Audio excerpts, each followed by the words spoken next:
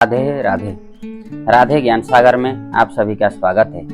आइए आज हम ज्योतिष के सिलसिला में एक बहुत ही सरल और आप सभी लोगों को आसानी से समझने योग्य विषय मैं आप लोगों के लिए लेकर के प्रस्तुत हो रहा हूं, जो कि जैसे कि हम लोग जन्म लेते हैं तो जिस समय में, जिस दिन में या जिस तिथि को जन्म लेते हैं वो जो है उसका भी हमारे जीवन में फल अवश्य होता है। तो ऐसी स्थिति में प्रतिपदा से लेकर के पूर्णिमा तक जो है जन्म लोग लेते हैं, और कृष्ण पक्ष और शुक्ल पक्ष करके दो पक्ष होते हैं, इन दोनों पक्षों में लोग जन्म लेते हैं। अब यहाँ पर प्रतिपदा से लेकर के पूर्णिमा तक जन्म लेने वाले जातकों का गुण स्वभाव कैसा होगा और उनका तिथि का फल क्या कहता है शास्त्र, इसके विषय में कुछ जानकारी मैं आप लोगों को देने जा रहा हूँ। तो वीडियो को स्किप किए बिना आप लोग वीडियो देखिए। उसके बाद अपने डेट ऑफ बर्थ को पंचांग में या फिर मोबाइल कैलेंडर में जाकर के आप लोग डाल के देखिए कि उस दिन जिस दिन आप पैदा हुए थे उस दिन आपकी तिथि क्या रही होगी, किस तिथि को आप पैदा हुए थे, और उसके आधार पर आप अपने बारे में तिथि का फल आप जान सकते हैं।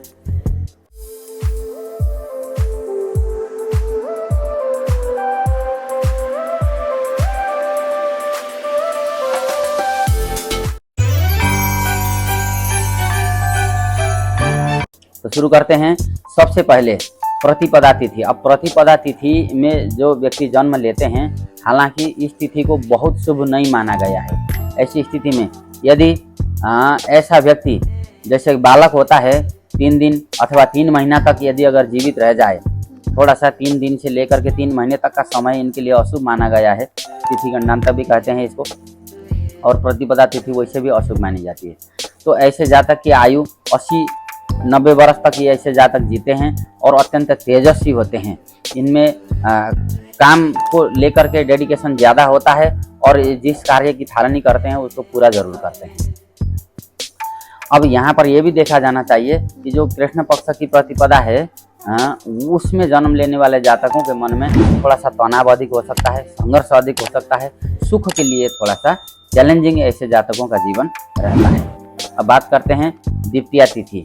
अब द्वितीया तिथि कृष्ण पक्ष की द्वितीया तिथि हो या फिर शुक्ल पक्ष की द्वितीया तिथि हो, हालांकि जन्म के समय का जो पक्ष होता है, शुक्ल पक्ष में जन्म होना अच्छा माना गया है, लेकिन यहाँ पर जो पक्षों का जो निर्धारण होता है वो चंद्रमा के द्वारा होता है और चंद्रमा बलवान होना बहुत जरूरी है। तो ऐसी स्थिति में शुक्ल पक्ष के सप्तमी तिथि से लेकर के कृष्ण पक्ष के सप्तमी तिथि के बीच में जो जातक पैदा होते हैं, ऐसे जातकों का जीवन ज़्यादा अच्छा रहता है, क्योंकि उस समय में चंद्रमा अपने कलाओं में विस्तार वृद्धि को प्राप्त होता है। इसलिए अब बात करते हैं द्वितीया तिथि। अब द्वितीया तिथि को जन्म लेने वाला मनुष्य हमेशा सत्य का साथ देने वाला, सच बोलने वाला, भगवान के ध्यान भजन करने वाला, और जो भी कर्म करेगा उसकी सराहना दूसरे लोग करेंगे, और अपने कार्य के प्रति हमेशा निष्ठावान रह करके कार्य करने वाले होते हैं। ज़्यादा नैतिकता को जो है नैतिकता में ही रह करके ऐसे जातक कार्य करते हैं, और बाकी दूसरे जितने भी लोग हैं उन सब लोगों को भी आनंद प्रदान करने वाले होते हैं। अब बात करते हैं तृतीया तिथि। तृतीया तिथि को जन्म लेने वाले मनुष्य थोड़े से ज़्यादा कामुक हो सकते हैं। विपरीत लिंगियों के प्रति ऐसे जातकों का आकर्षण अधिक रह सकता है, चाहे वो पुरुष हो या फिर नारी हो, है ना। और थोड़े से चंचल चित्त वाले भी होते हैं, अकारण वाद विवाद के लिए हमेशा तैयार रहते हैं, और थोड़ी सी कामकाज को लेकर के या फिर व्यवहार में थोड़े से जो है नासमझ या फिर अज्ञानीपन भी ऐसे जातकों में देखने को मिल सकता है।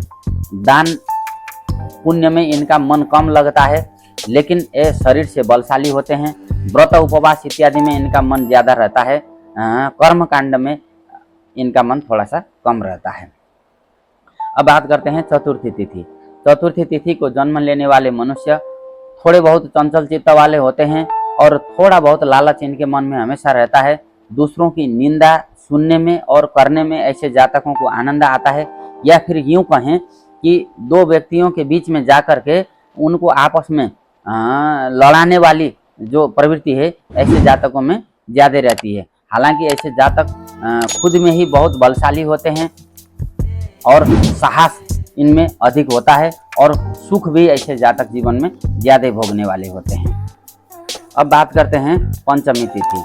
पंचमी तिथि को जन्म लेने वाले मनुष्य बहुत सुंदर होते हैं, दीर्घजीवी होते हैं, लंबी आयु को प्राप्त होते हैं। ऐसे जातक अपने मन के ऊपर नियंत्रण करना ऐसे जातक जानते हैं। इंद्रियों के ऊपर नियंत्रण अच्छा रहता है, बुद्धि इनकी एक जगह स्थिर रहती है और स्वभाव भी ऐसे जातकों की बहुत स्थिर रहती है।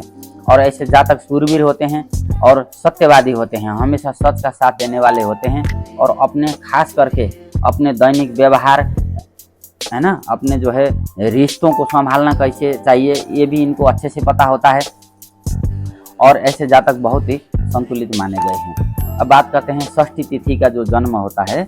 तो षष्ठी तिथि में जन्म लेने वाले मनुष्य जो है, इनके शरीर में या फिर जितने भी हमारे अंग हैं जैसे हाथ पैर मुख है ना, तो इन अंगों में कहीं ना कहीं घाव या फिर कोई निशान ऐसे जातकों का हो सकता है या फिर कोई जन्मजात निशान भी हो सकता है।